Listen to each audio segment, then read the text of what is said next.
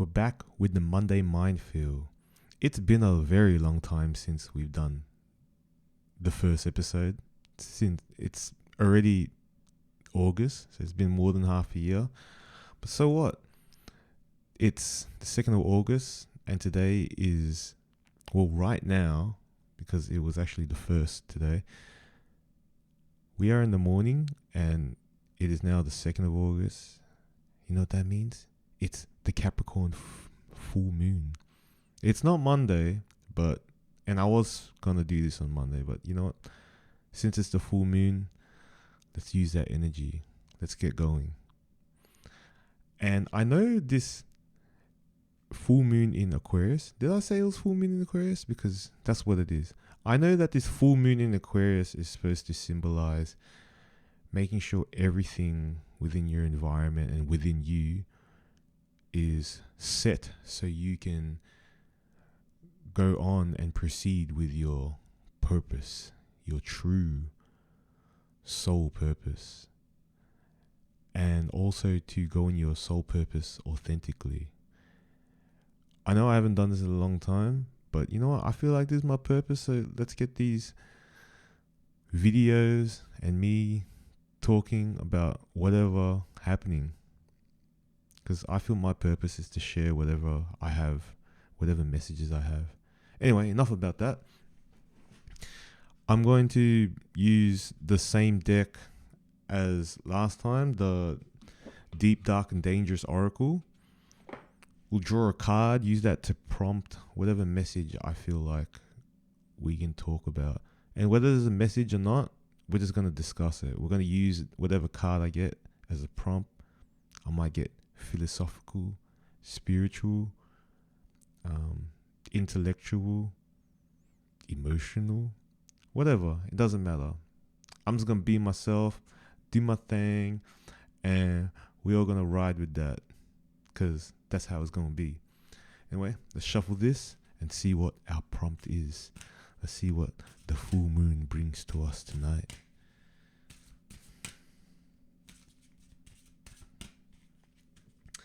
Give it a shuffy shuffs.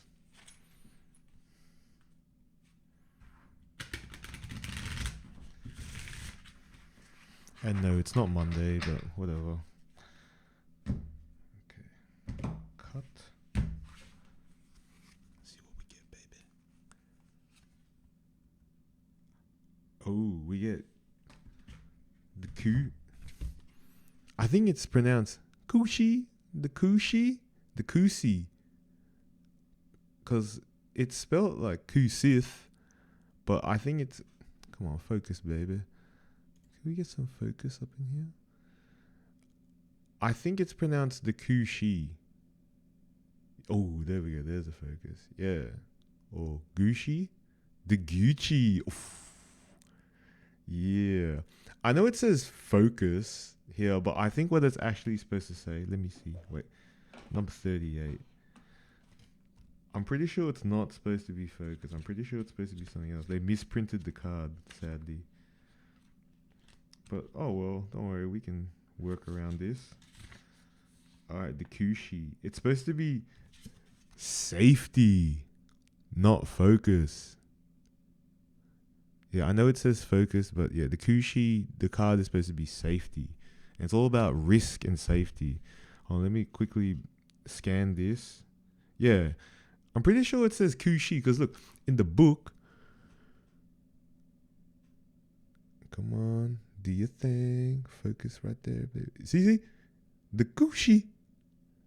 Oh, oof. See, that's proof that I have seen this card before. Anyway, let's see what prompts out. I have a good idea what the card's about, so we'll ride with that for now. The Kushi. It's a big, badass, green, like, ethereal kind of wolf. And I think, and this card is one of those dangerous cards, so it's about danger.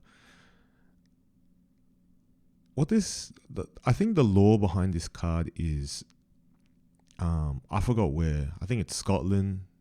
I don't know. It's one of those like places that's not where I'm at. I'm in Australia.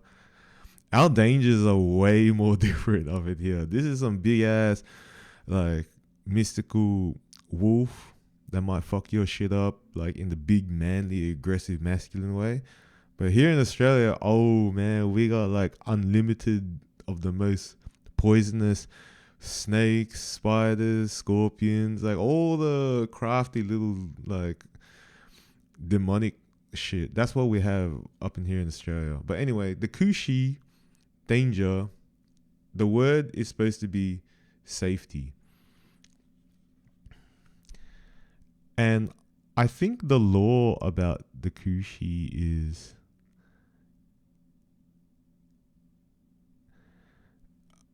when the Cu Sith is about, it lets out like a strange kind of wailing screech or like it since it's a wolf, it's probably howling, but it gives a really strange screech out in the air. So when you're out in the woods, especially in the Cu Sith territory, and you hear that, you know, like, yo, that's a warning. We better get the fuck out of here. Excuse my language. Or Cu Sith's gonna do that Cu Sith thing, yo.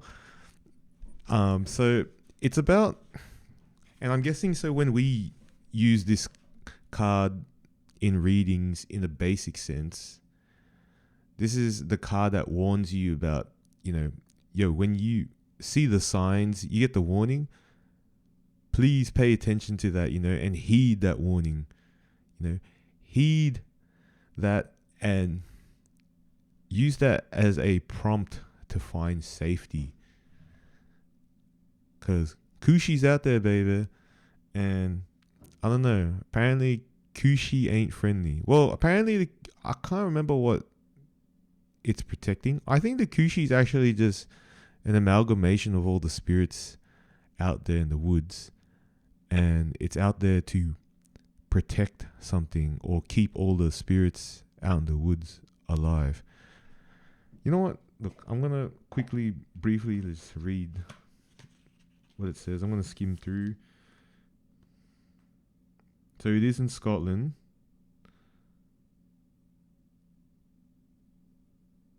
Ooh,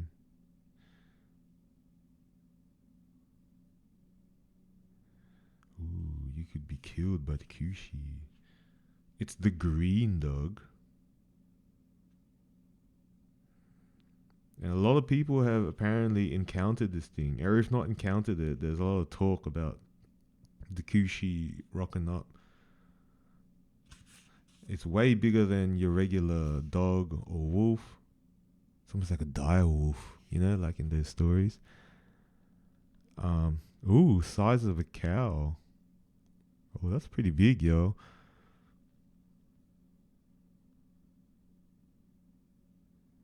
Alright, hold on, give me a minute. Yeah, so it would let out a piercing, blood-curdling sound halfway between a bark and a howl. So it was almost like, ah! I think that's what it was doing. It was giving like a scream. If you heard this sound, it was said that you had only until it barked a third time to seek cover and safety. Otherwise, it was your end. You were literally too terrified to live, and your heart would burst in fear. The Cu Sith was considered to be a fairy dog, and as such, not something you would go out and hunt lest revenge be taken. But anyway, it's all about safety and taking risks. Yo, as we enter this new astrological shift, I don't know if that's what you want to call it with the full moon, it's time to see how things start playing out. Because I'm already ready to jump on my purpose, do what I want to do. And I tell you what, like, I'm just going to go hard with it. Fuck what everyone else says. Fuck what all y'all think and that might want to stop me. Because you can stop me anyway. I do listen to when people give their opinion, and I consider it for a moment. But in the end, I still got to do what I want to do. And right now, I got to jump on my purpose. Maybe this card or this message is a warning that, hey, when you jump on your purpose, it's going to be, the naysayers or people that don't agree with what you're about to do. Are they giving you warnings, or is the warning the fact that they are speaking out? They are the danger. If you listen to their call, you may be putting your purpose in danger. Ooh. Because that's what I feel like saying. I thought about it, and it could be like, yo, these people are going to be warning you about what you could be doing wrong. Because, all those people who live in fear will only tell you what's right? No. What I felt like saying was, when you're on your road, you're on your path, and someone's got an opinion that is not exactly agreeable, that is stuff trying to hold you down, trying to hold you back, trying to shift you off your path. When you get more in touch with yourself, you're going to reflect, you're going to meditate on things, you're going to gain that inner wisdom, and then you eventually know that, all right, it's time to head on this path. I'm going to go for it. Sometimes even the closest people around me don't always agree, or they don't agree with what path I want to now go with. But you need to be firm. Be firm with what it is that you've reflected on and thought about, and are now in complete forever to pursue. There's going to be a lot of things, a lot of opinions that might want to hold you back. As they like to say, even the devil is going to try to convince you otherwise. But you can be like Jesus and, not be tempted, and set out and accomplish what you want to do. Now, that's not to say ignore any warnings that happen, because let's give some spiritual guidance here. We know in general who the naysayers are, or who those who aren't always in the greatest spirits. They're always going to have the shitty, dull, fear-filled opinions about this, that. We know who they are. And when we become more, let's just say, spiritually in tune, we also know who some of the, for lack of a better word, the snakes are. The ones that actually want to keep you down. Not because they live in fear, but because they want to stay on top of you. They don't want you to ascend. They're trying to keep the competition down. So we need to be wary. We need to be more in touch with such energies. Those examples I gave right there, they're all sort of warnings that we should heed, that we can evaluate when we face them. And also, you might come across, I don't know, a communication from a certain someone, or one of those individuals, but they're in a different spirit, and like it's not the same old downplaying that they're doing anymore. They could actually be giving you a genuine, real warning. Be open to understanding all the signs you receive, and be open to also, how do I say this? Interpreting what is truly a sign, a warning, an encouragement, if anything, a confirmation an affirmation or not. Be more in tune. Learn what different forms and what different pieces of communications are really trying to tell you. In how do I say this?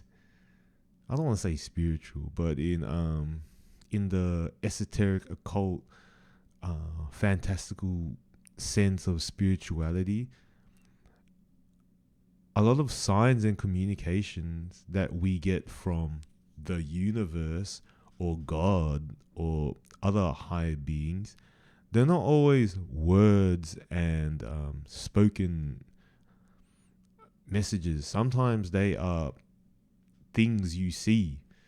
Like, this is a very crude example, but back in the day, what's that movie? You know, Troy? And then the Trojans are having this big meeting because they just had a fight with the Greeks outside. And then they're trying to hype themselves up. Like, yeah, we're going to have victory. And then one of the old Trojans is like, today I saw an eagle flying in the sky, or a hawk with a snake in its beak. That means we're going to win. Like, sometimes it's crap like that. I know later in the movie, I know right after when that dude said that prophetic kind of thing, Hector was like, yo, man, like, what, you're going to guarantee our victory on some bird signs and shit? You know, because he's trying to be real, like, because he knew, he was out there in the field. He knew what was going on. He knew, like, yo, man, we're versing, like, the whole of the Greek nations up here, up against, like, that's what we're up against, you know. I know our walls are good and stuff, but, like, come on, yo. These guys are here to fight. Can't just be relying on spiritual messages alone. That's the thing, yeah. You know, there's more to just messages, but I'm using the example, like, sometimes you could get a message, a warning as such, something ambiguous as a hawk with a snake in its mouth.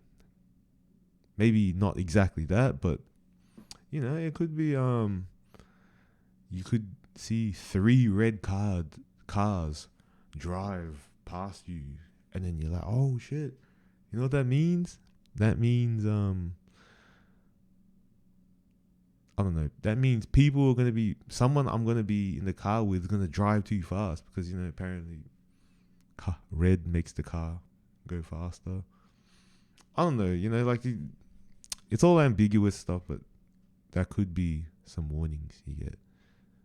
And then all of a sudden, that client you're supposed to see, and then they were going to pick you up and take you to this restaurant, they rock up in a red car. And it's like, yo, client, you know what? I'll see you there. I gotta have a meeting with my secretary first. Why don't you head to the restaurant first? Because, you know, man, oh, damn, red car, like, that means he's going to go too fast. He's going to crash. I don't know. But how about in terms of our purposes, and as we pursue that path, there could be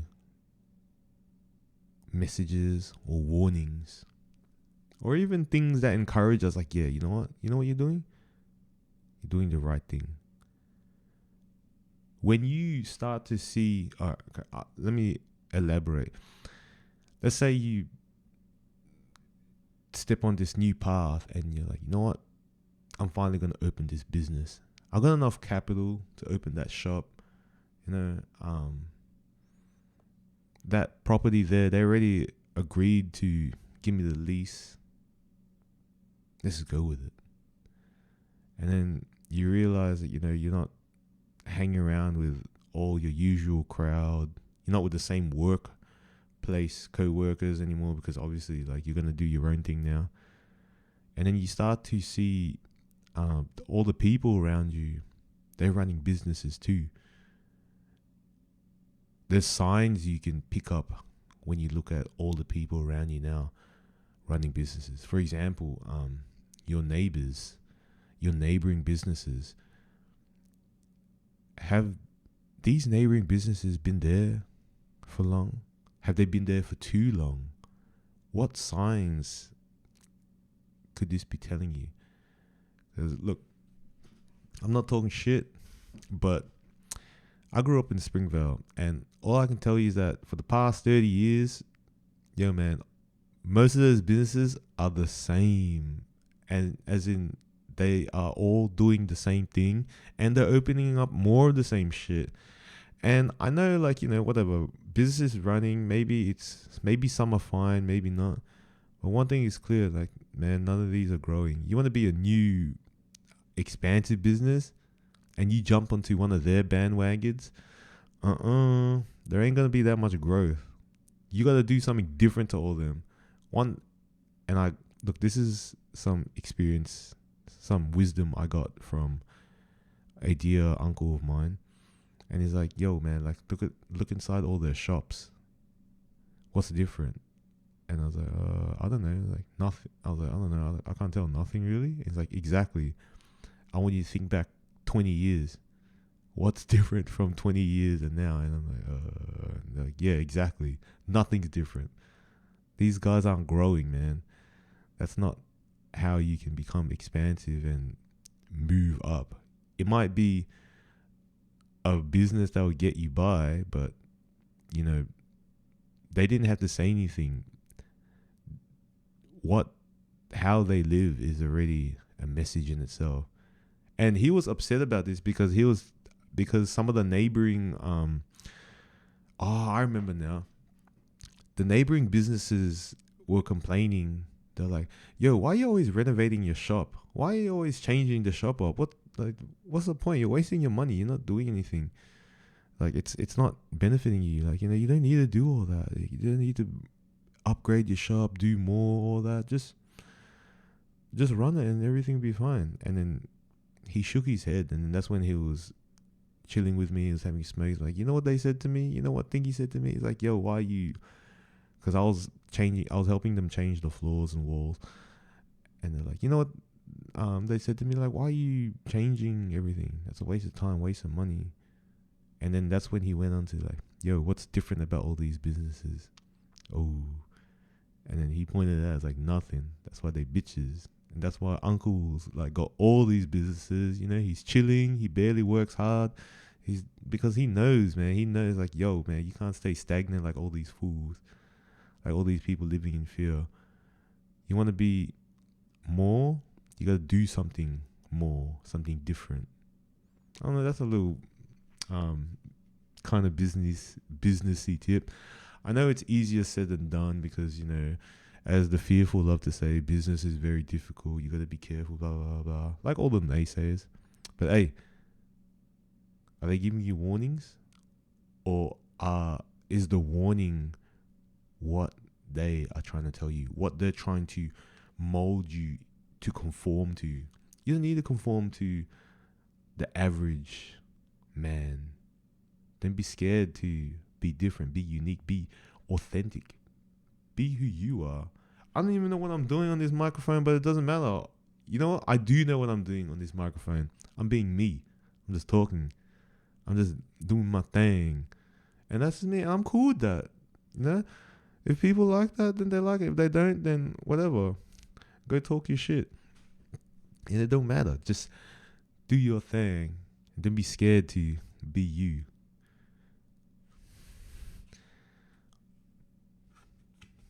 Because maybe the real message is, you know what? You are the Cu Sith. Oh, you know what? We don't have to worry about the Cu Sith because you know what? We are the Cu Sith. The Cu Sith, Gucci. Coochie cooch. Yeah. Getting that coochie cooch. Hells yeah. You know what? You know what the warning is? Yo, everyone better watch out because there's a whole pack of coochies out there about to fuck shit up. And you can live in your fear saying, nah, don't do that. Don't do that. Yo, the coochies are coming and they're going to... Oh, wait.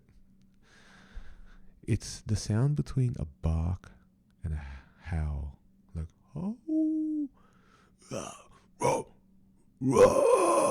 I Oh yeah, it is. Yeah, see, I got the sound, bro. I am Kushi. I got the sound right too. Hold on, I'll drop the Kushi card.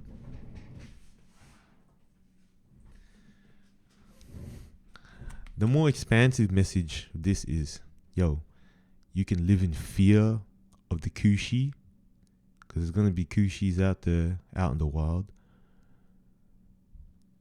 and you can try to hide in safety, or you can find safety in you being the Kushi yourself.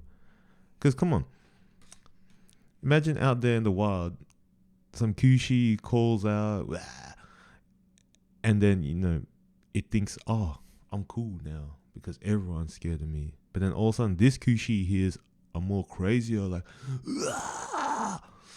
And it's like, oh shit, was that a Kushi too? Oh, I better find safety, like maybe you could be the bigger Kushi. I don't know, but it's time to get on that purpose. It's time to get out there and be your authentic self. Oof. I don't even know if this is the message that I wanted to get into. You know what? No, look, I know on the first.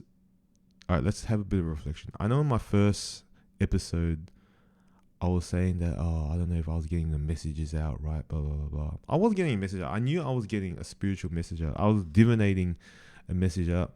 I definitely feel like, I'm getting in tune and I'm speaking on behalf of whatever I'm supposed to be speaking on behalf of.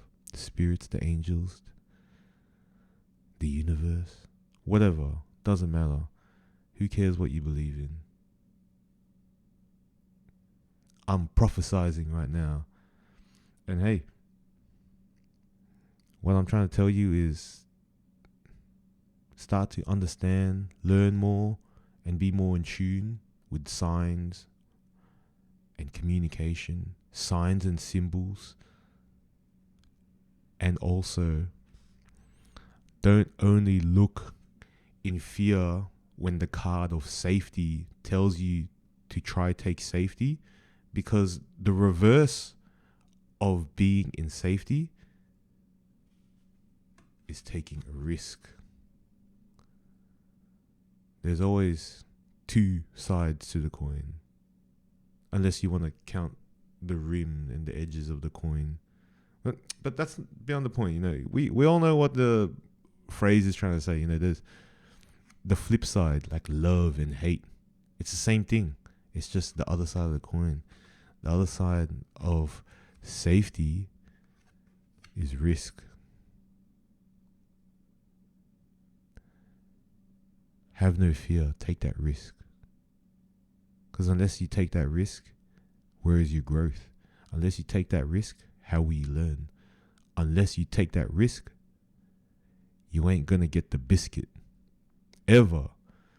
Unless some nice person decides to give you the biscuit. But we can't all wait for that. We can't all wait for Prince Charming to save our sorry asses. We gotta get our Kushi with our Gucci and take that ass. Let's close it there, baby. This is the Monday Minefield number 2. Let's take that risk. No, it's not a risk. Let's just do Monday Minefield number 3. Either another one this week or next Monday. But other than that, whatevs. And tap into that inner Kushi and be wary of the Kushis. Because you will be warned when the moment calls for it. Be open to it. And you will also be informed of when it's time to take that risk. Good night, y'all.